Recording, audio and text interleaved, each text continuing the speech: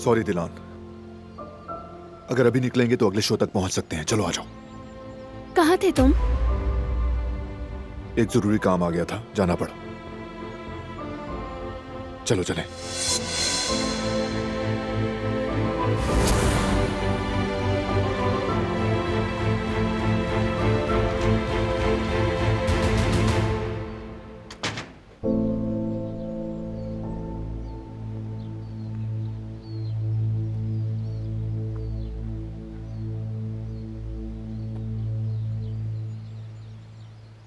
वरन,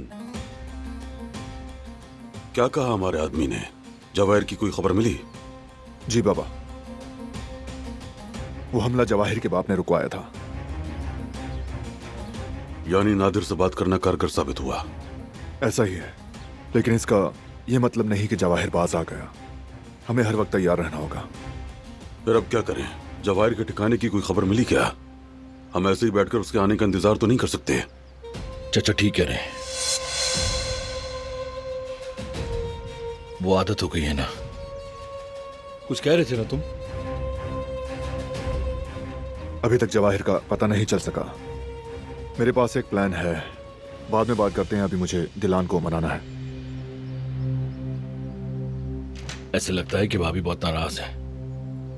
सच कहूं तो मुझे बिल्कुल ऐसा ही लगता है जैसे भाभी का गुस्सा दो लोगों जितना है। बात सुनो बच्चों, काम ज्यादा बातें कम। चलो उन आदमी से जरा बात करें।